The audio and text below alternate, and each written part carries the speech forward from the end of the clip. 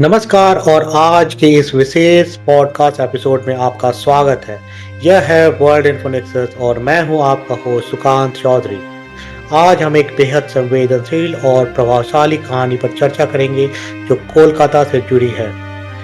इस एपिसोड में हम जानेंगे कि कैसे एक युवा महिला डॉक्टर के साथ हुए एक दुखद घटना के बाद शहर में एक शक्तिशाली और भावनात्मक विरोध प्रदर्शन हुआ। हम इस कहानी में गहराई से उतरेंगे और इसके साथ ही मैं आपके विचारों और दृष्टिकोणों को जानने के लिए कुछ पारस्परिक सवाल भी पूछूंगा। इस यात्रा में आपके साथ जुड़ना मेरे लिए खास है और मैं चाहता हूं कि आप भी इस चर्चा में अपनी आवाज़ शामिल करें। तो चलिए शुरुआत करते हैं इस दिल को छू लेने वाली यात्रा की और देखते हैं कि कैसे कोलकाता के लोग एकजुट होकर न्याय की मांग कर रहे हैं। पिछले रविवार को कोलकाता एक भयंकर उथल-पुथल का शहर बना हुआ था, जहां शहर के विभिन्न हिस्सों में विरोध प्रदर्शनों की लहर उठ गई थी। यह विरोध एक सामूहिक न्याय की पुकार से प्रेरित था। वजह थी 8 और 9 अगस्त की रात को आरजीकर कॉलेज और अस्पताल में एक महिला डॉक्टर के साथ हुआ अमानवीय बलात्कार और हत्या। इस विवश घटना ने समाज के सभी वर्गों के लोगों को एकजुट कर दिया और उनके शोक और गुस्से की विशाल लहर ने पूरे शहर को झकझोर कर रख दिया।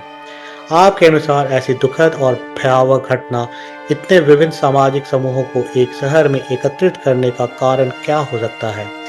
इस सामूहिक प्रतिक्रिया से हमें क्या समझना चाहिए कि घटना का समुदाय पर कितना गहरा और व्यापक प्रभाव पड़ा है?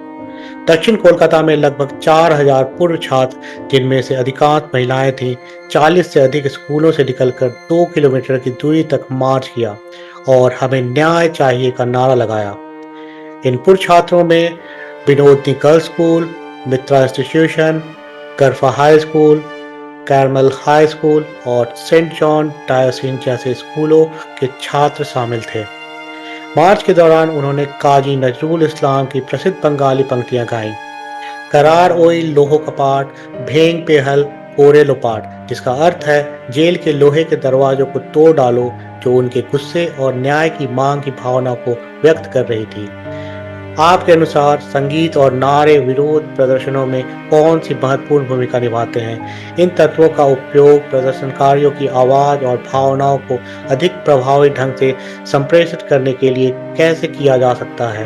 पीड़िता की मां इन विरोध प्रदर्शनों में एक अत्यंत भावनात्मक और प्रभावशाली भूमिका निभा रही हैं। उन्होंने कहा कि पहले उनके पास केवल एक ही बच्चा था, अब वे सभी प्रदर्शनकारी डॉक्टर उनके बच्चे हैं। उनके शब्द इस त्रासदी की गहराई और प्रदर्शनकारियों के बीच की गहरी एकता को दर्शाते हैं। उन्होंने कहा, जब भी मैं अपनी बेटी के साथ हुई यातनाओं के बारे में सोचती हूँ तो मुझे भयंकर सिहरन होती है, लेकिन अब ये सभी प्रदर्शनकारी मेरे बच्चे हैं। इस बयान के माध्यम से उन्होंने केवल अपने व्यक्तिगत दर्द को ही व्यक्त नहीं किया, बल्कि पूरे समुदाय के शोक और एकता को भी उजागर किया।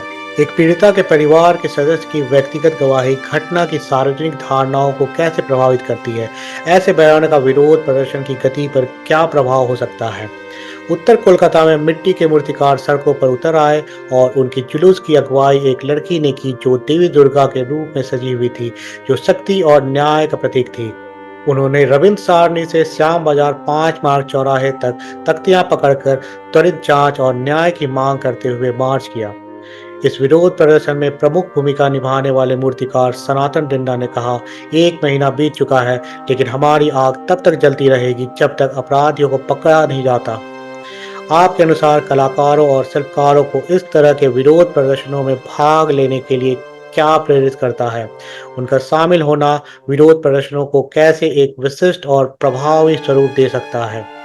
उत्तर कोलकाता में लगभग 100 रिक्शा चालकों ने हेरवा पार्क से कॉलेज स्क्वायर तक मार्च किया। इस मार्च में शामिल रिक्शा चालक रमेश्वर शॉ ने कहा, हम अभया के लिए न्याय की मांग करते हैं, जो हमारी बेटी है। उनके इस बयान में श्रमिक वर्ग के लोगों के बीच गहरी सामूहिक संवेदनशीलता और साझा शोक की भावना झलकती है। आपके अनुसार रोजमर्रा के श्रमिक जैसे रिक्शा चालक सामाजिक आंदोलनों में क्या महत्वपूर्ण भूमिका निभाते हैं? उनकी भागीदारी प्रदर्शन के संदेश और प्रभावशीलता पर कैसे असर डालती है? कोलकाता के केंद्र में राज्य संचालित एनआरएस अस्पताल के सैकड़ों जूनियर डॉक्टरों ने सियालदह से एस्प्लैनेड तक एक रैली में भाग लिया।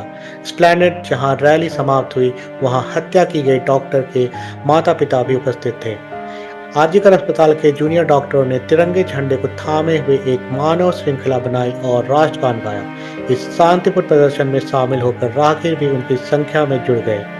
यह दृश्य चिकित्सा समुदाय की एकता और दृढ़ संकल्प को दर्शाता है और यह स्पष्ट करता है कि उनकी न्याय की मांग कितनी गंभीर और व्यापक है। आपके अनुसार पेशेवर समूहों जैसे डॉक्टरों का विरोध प्रदर्शनों में शामिल होना सार्वजनिक राय और आंदोलन की वैधता पर क्या प्रभाव डालता है? आज के एपिसोड के समापन पर यह साफ है कि महिला डॉक्टर की त्रासदी ने कोलकाता में एक गहरी और विविध प्रतिक्रिया उत्पन्न की है। छात्रों, कलाकारों, रिक्शा चालकों और चिकित्सा पेशेवरों से लेकर पूरे शहर ने एकजुट होकर न्याय की मांग के लिए एक प्रभावशाली प्रदर्शन किया है। यह दिखाता है कि कैसे विभिन्न सामाजिक और पेशेवर वर्गों ने मिलकर इस दुखद घटना के खिलाफ आवाज उठाई है। कोलकाता के विरोध प्रदर्शनों की इस गहराई से प्रभावित करने वाली और संवेदनशील यात्रा में मेरे साथ जुड़ने के लिए धन्यवाद। मुझे आशा है कि इस एपिसोड ने आपको शहर की सामूहिक प्रतिक्रिया और त्रासदी के प्रति उसकी संवेदनशीलता को बेहतर ढंग से समझने में मदद की होगी। यदि आपको यह कहानी प्रेरणादायक लगी और आप इस तरह की और जानकारियाँ प्राप्त करना चाहते हैं, तो कृपया हमारे पॉडकास्ट को सब्सक्राइब करें, अपनी राय साझा करें और इसे उन लोगों के साथ साझा करें जो इस विषय में रुचि रखते हैं। आपकी प्रतिक्रिया हमारे लिए महत्वपूर्ण है और इससे हमें अपने काम को और बेहतर बनाने में मदद मिलती है। यह है वर्ल्ड इन्फो नेक्सस और मैं हूं आपका होस्ट सुकांत चौधरी। जुड़े रहें, सूचित रहें और अगले एपिसोड में मिलते हैं। शुभकामनाएं।